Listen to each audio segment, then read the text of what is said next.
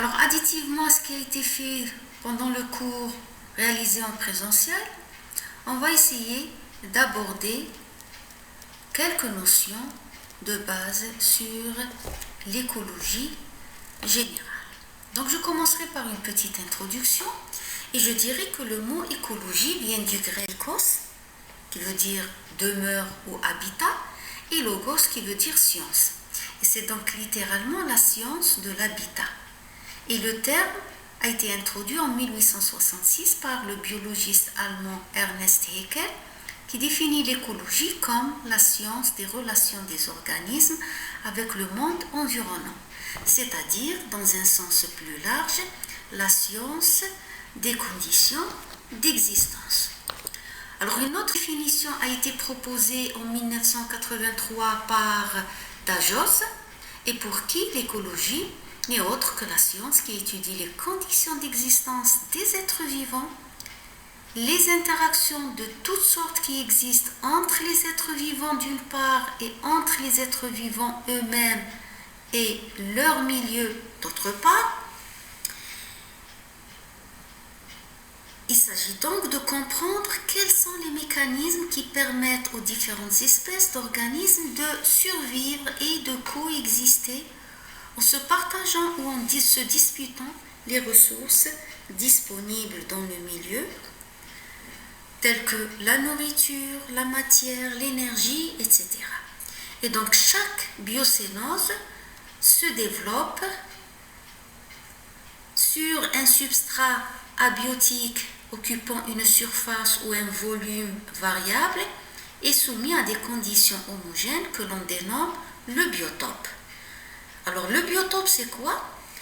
Il est caractérisé par un ensemble de facteurs de nature physique ou chimique, tels que la localisation géographique, l'intensité du flux solaire, le vent, la température, l'hygrométrie, les courants quand on est dans un milieu aquatique, la concentration en substances biogènes telles que l'eau, les gaz carboniques, oxygène, éléments minéraux nutritifs, etc.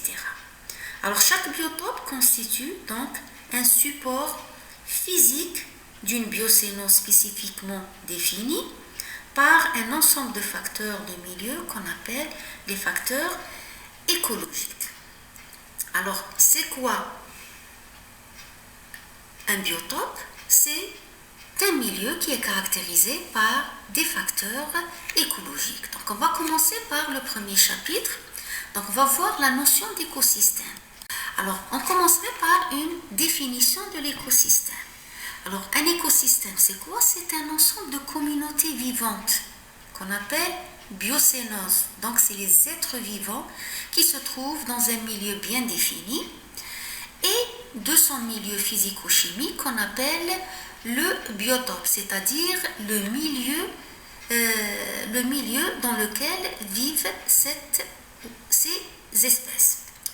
Donc ce terme dissociation d'un environnement physico-chimique spécifique, donc biotope, avec une communauté vivante, donc biocénose. Alors, chaque biocénose se développe dans un milieu et donc elle subit toutes les pressions que peuvent exercer les facteurs écologiques sur elle. Donc un écosystème, c'est quoi? Un écosystème, il est défini par une équation très simple qui est biotope plus biocénose. Alors maintenant, on va essayer de voir quels sont les domaines d'intervention de l'écologie. Je commencerai par la notion d'écosystème. Alors la notion d'écosystème, elle est multidiscalaire, c'est-à-dire qu'elle s'applique à des échelles qui sont très variées. C'est-à-dire qu'elle peut s'appliquer à des portions de dimensions variables de la biosphère. Et là, on distingue trois types d'écosystèmes. Les micro-écosystèmes qui concernent l'individu, donc l'arbre par exemple. Nous avons les méso-écosystèmes qui concernent une étendue un peu plus vaste, et donc c'est la forêt. Et enfin, nous avons les macro-écosystèmes qui sont à l'échelle régionale, donc qui s'appliquent à des étendues plus vastes.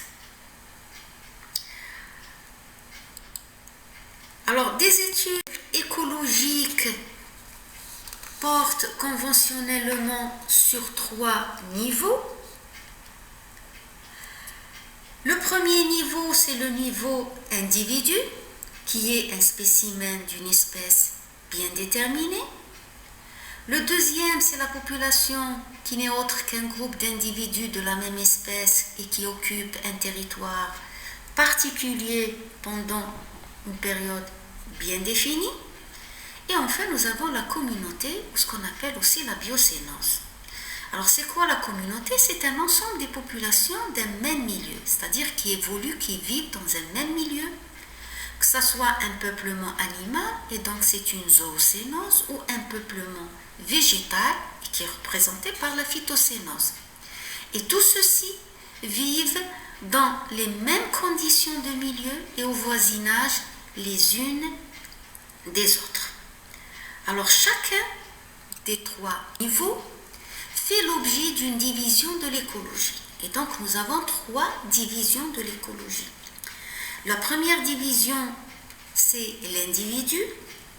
Alors l'individu concerne l'auto-écologie. Donc c'est quoi l'auto-écologie? L'auto-écologie, c'est la science qui étudie les rapports d'une seule espèce et unique espèce avec son milieu. Elle définit donc les limites de tolérance et les préférences de cette espèce vis-à-vis des divers facteurs écologiques et de là examine l'action du milieu sur la morphologie, la physiologie et même l'éthologie de cette espèce. Nous avons le deuxième niveau qui concerne la population. Et là, on parle de l'écologie des populations ou la dynamique des populations. Alors, c'est quoi l'écologie des populations? C'est la science qui étudie les caractéristiques qualitatives et aussi quantitatives des populations. Elle analyse donc les variations d'abondance, c'est-à-dire elle va s'intéresser aux effectifs des diverses espèces pour en rechercher les causes et si possible de prévoir tout ce qui peut se passer comme perturbation. Et enfin, nous avons la biocénose qui concerne la synécologie. Alors la synécologie, c'est la science qui analyse les rapports entre les individus qui appartiennent aux diverses espèces d'un même groupement et de ceux-ci avec leur milieu. Maintenant, on va essayer de voir les facteurs écologiques sur lesquels on a longuement parlé. Alors, les facteurs écologiques, c'est des facteurs qui concernent le milieu dans lequel vivent les espèces, les communautés. Et là, on parle de facteurs écologiques abiotiques. Et nous avons des facteurs biotiques qui concernent les individus eux-mêmes. Alors, le biotope ou milieu physico-chimique va agir de manière directe ou indirecte sur les êtres vivants. Et cette action elle se fait par le biais des facteurs écologiques. Alors, il peut les affecter soit toute leur vie, soit au cours d'une partie de leur vie. Alors, les principaux facteurs écologiques abiotiques ou facteurs du milieu sont les facteurs climatiques, édaphiques et topographiques. Donc, ils sont 3 types de facteurs abiotiques. Ce sont les plus importants. Alors, quant aux êtres vivants, de par leur présence, action et relation dans le biotope, elles sont considérées comme étant des facteurs écologiques abiotiques. Alors, malgré l'importance des facteurs biotiques, ils n'exercent pas une influence aussi déterminante sur la distribution des espèces et leur fonctionnement. Alors, les différentes réactions des organismes sont d'ailleurs conditionnées par les variations temporelles et spatiales des facteurs du milieu.